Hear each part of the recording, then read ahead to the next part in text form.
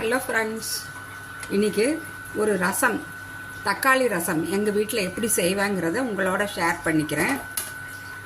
கொஞ்சம் நல்லா ஒரு கைப்பிடி நிறையாவே கொத்தமல்லி, கருவேப்பிலை, இஞ்சி பாருங்கள், இவ்வளோ இஞ்சி எடுத்து வச்சுருக்கேன்.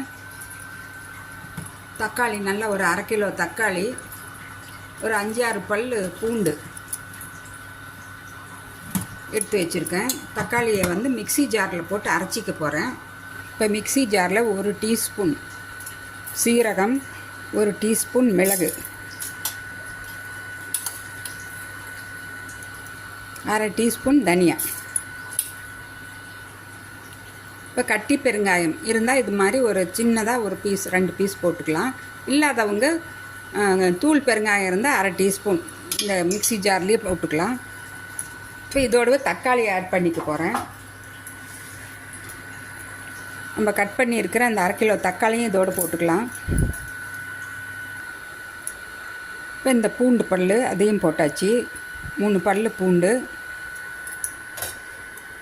இப்போ இதில் இந்த இஞ்சியும் ஆட் பண்ணிக்கலாம். 1/2 கிலோ தக்காளிக்கு நல்லா ஒரு 2 இன்ச்சு அளவுக்கு இஞ்சியை நல்லா சுத்தம் பண்ணி மேல் தோலை எடுத்துகிட்டு இந்த மாதிரி சின்ன சின்னதாக நறுக்கி வச்சுருக்கேன். அதையும் ஆட் பண்ணிக்கலாம். இப்போ இதுக்கு கொஞ்சம் புளியும் கரைச்சி ஊற வச்சுருக்கேன். ஒரு சின்ன எலுமிச்சம்பழம், நம்ம ஊரில் சின்ன எலுமிச்சம்பழம் இருக்குது பார்த்திங்களா, அந்த சைஸ்க்கு புளியை இப்போ நல்லா ஊற வச்சுருக்கேன். அதை அப்புறமேல ஆட் பண்ணிக்கலாம். இப்போ இதை நல்லா மிக்சியில் அரைச்சி எடுத்துக்கலாம். பாருங்கள், இது நல்லா அரைச்சிக்கிட்டேன். தக்காளி, சீரகம், மிளகு, தனியா, அப்புறம் கொஞ்சம் பெருங்காயம், பூண்டு, இஞ்சி, இதோட இந்த ஒரே ஒரு வரமிளகா அதையும் போட்டுக்கலாம். இதில் நான் இந்த ஒரு கைப்பிடி அளவுக்கு கொத்தமல்லி, அதை நல்லா இந்த மிக்ஸி ஜாரில் போட்டு நல்லா அரைச்சிக்கலாம், நைஸாக அரைச்சிக்கலாம். கொஞ்சம் கருவேப்பிலையும் போட்டுக்கிறேன். ரொம்ப சூப்பராக இருக்கும் இந்த ரசம். இந்த மழை டைமில் இந்த மாதிரி தக்காளி ரசம் செஞ்சு நீங்கள் சுட சுட சாதத்தில் பிசைஞ்சு நல்லா ஓட ஓட ரசம் ஊற்றி சாப்பிட்டு பாருங்கள், அவ்வளோ அருமையாக இருக்கும். நெய் வேணுங்கிறவங்க கூட ஒரு ஸ்பூன் நெய் கூட விட்டு சாப்பிட்லாம் ரசம் சாதத்தில். குழந்தைங்களுக்கும் ஊற்றி கொடுங்க, அவ்வளோ சூப்பராக இருக்கும். பாருங்கள், எல்லாமே நைஸாக அரைச்சாச்சு. இப்போ நான் இந்த குக்கரில் ஊற்றி நல்லா ஒரு 2 விசில் கொடுத்துக்க போகிறேன். இந்த தக்காளி எல்லாம் வெந்து நல்லா அந்த பச்சை வாசனை போயிடணும். குக்கர் வச்சுருக்கேன். அதில் கொஞ்சம் மஞ்சத்தூள் ஆட் பண்ணியிருக்கேன்.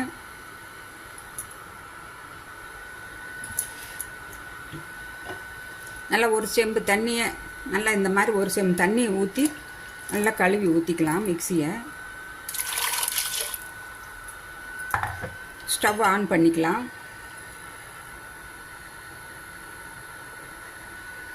இப்போ ஸ்டவ் ஆன் பண்ணிக்கிறேன். நல்லா மிக்ஸி ஜாரை கழுவி நல்லா ஒரு செம்பு தண்ணியை நல்லா அலசி ஊற்றிக்கலாம்.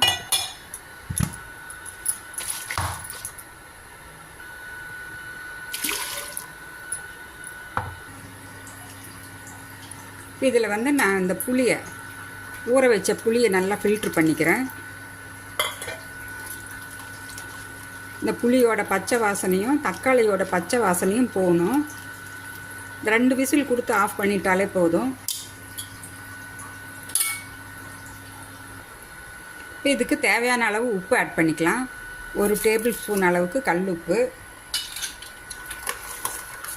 பாருங்கள், இது நீங்கள் லைட்டாக செக் பண்ணிக்கோங்க. உங்களுக்கு புளிப்பு அதிகமாக இருந்தால் இன்னும் கொஞ்சம் ஒரு 1 டம்ளர் தண்ணி கூட ஆட் பண்ணிக்கலாம். இப்போ இதோடவே நான் 1 ஸ்பூன் ரசப்பொடியும் ஆட் பண்ணிக்கிறேன். இது வீட்டில் அரைச்ச ரசப்பொடி தாங்க. ஆல்ரெடி இந்த வீடியோ நான் லிங்க் போட்டிருப்பேன். அது நான் என்னுடைய எண்டு வீடியோவில் போடுறேன். நீங்கள் வேணுங்கிறவங்க பார்த்து தேவைப்படுறவங்க இதே மாதிரி ரசப்பொடி செஞ்சு வச்சுக்கலாம். பாருங்கள், அவ்வளோதான். இப்போ இதை மூடி வச்சு 2 விசில் கொடுத்துக்கலாம். எல்லாமே போட்டாச்சு. இதுலேயே நல்லா அந்த தக்காளியும் வெந்து வந்துடும், புளியோட பச்சை வாசனையும் போயிடும். அப்புறம் தாளிக்கிறது தான், அது எப்படின்னு பார்க்கலாம். இதை மூடி வச்சிடலாம். மூடி வச்சு 2 விசில் கொடுத்துக்கலாம். இதில் இந்த உள்ளே இருக்கிற இந்த ஸ்டீம் எல்லாமே போயிடுச்சு. ஓப்பன் பண்ணி பார்த்துடலாம்.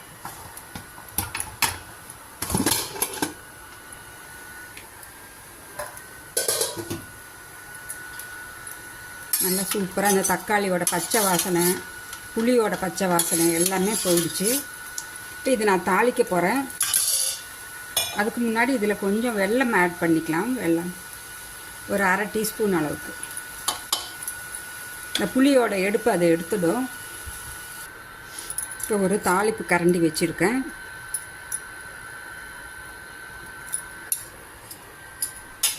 அதில் ஒரு டீஸ்பூன் அளவுக்கு எண்ணெய் ஊற்றியாச்சு. 1/4 டீஸ்பூன் கடுகு, 1/4 டீஸ்பூன் சீரகம், ஒரே ஒரு ரெட் சில்லியை இது மாதிரி கிள்ளி வச்சுருக்கேன். ஆல்ரெடி நாங்கள் வந்து பெருங்காயம் எல்லாமே போட்டிருக்கோம், ரசப்பொடியிலையும் இருக்குது. அதனால் பெருங்காயம் வேண்டியதில்லை. இப்போ கொஞ்சமாக கருவேப்பிலை,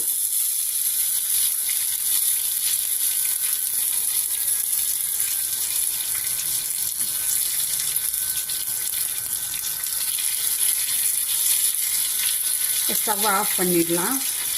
இது அப்படியே எடுத்து இந்த ரசத்தில் ஆட் பண்ணிக்கலாம்.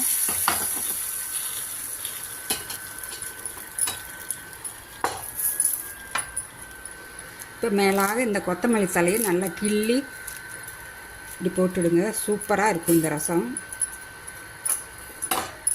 இப்படி தாங்க எங்கள் வீட்டில் செய்வேன். சூப்பராக இருக்கும். இது மாதிரி ஒரு தடவை செஞ்சு சாப்பிட்டு பாருங்கள். ரொம்ப எம்மியாக இருக்கும், விரும்பி சாப்பிடுவாங்க. இந்த மழை நேரத்துக்கு இந்த மாதிரி ஒரு ரசம் செஞ்சு நீங்கள் ஒரு அப்பளம் ஏதாவது தொட்டுக்கிறதுக்கு வச்சு நீங்கள் சாப்பிட்டீங்கனாலே போதும்.